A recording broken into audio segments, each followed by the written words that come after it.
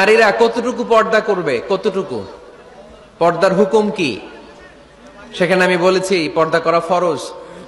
এই পর্দা আপনার অধিকার, এটা আপনার আভিজাত্যের প্রতীক, আপনার রুচির প্রতীক। এটা বলে কতটুকু পর্দা, সেক্ষেত্রে আমি দুইটা মত উল্লেখ করেছিলাম,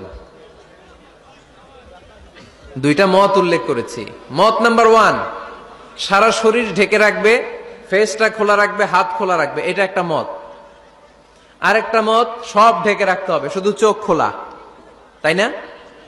দুইটা মত উল্লেখ করে আমি বলেছিলাম যে এটা হচ্ছে রুকসাত আর এটা হচ্ছে আজিমাত।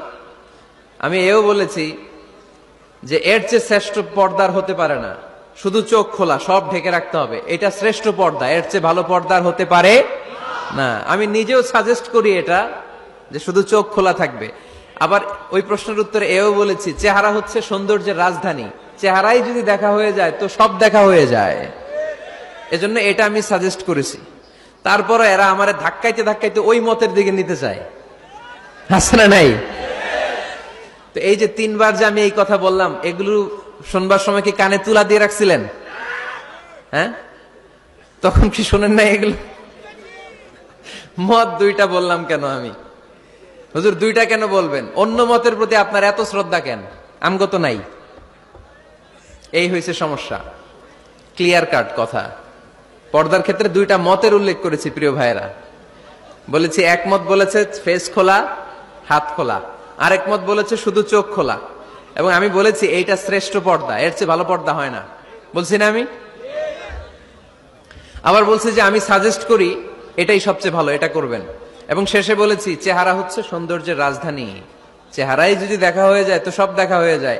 এগুলো কি প্রমাণ করে? আমি এই মতের পক্ষে না এই মতের পক্ষে? বায়ে না ডানে? ডানে। তো আমি এই মত অবলম্বন করি, মানে আপনাদের যেই মত আমারও এই মত। আমার ধাক্কা মারতেছেন কেন? ধাক্কাইতেছেন কেন আমাকে? ধাক্কাই আমার ওই মতে নিতে চায়, এটা ঠিক না।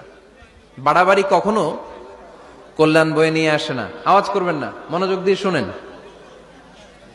এই যে মত, এটা আমার মত না, এটা অনেক স্কলারদের মত। নারীরা শুধু ফেস খোলা রাখবে আর হাতের কবজি পর্যন্ত খোলা রাখবে, এটা আমার মত না। আমি অন্যদের মতকে শুধু ন্যারেট করেছি, বর্ণনা করেছি মাত্র।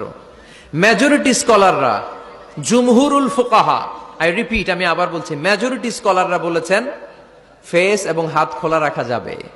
যদিও আমার মত এইটা না, আমার মত হচ্ছে যে শুধু চোখ খোলা রাখবেন। মেজরিটি স্কলাররা, রাইসুল মুফাসসিরিন আব্দুল্লাহ ইবনে আব্বাস রাদিয়াল্লাহু তাআলা আনহুমা, যার ব্যাপারে আল্লাহর হাবিব সাল্লাল্লাহু আলাইহি ওয়াসাল্লাম দোয়া করেছেন, আল্লাহুম্মা ফাক্কিহহু ফিদ-দীন ওয়া আল্লিমহু তা'বীল, আল্লাহ তাকে আপনি দ্বীনের জ্ঞান শিক্ষা দেন, কোরআনের তাফসীর শিক্ষা দেন। উনার মতও ছিল কোরআনের এই তাফসীরে, আয়াতের তাফসীর, যে ইল্লা মা যাহারা মিনহা, নারীদের যতটুকু প্রকাশ হয়ে যায় সেক্ষেত্রে আল্লাহ ক্ষমা করবেন।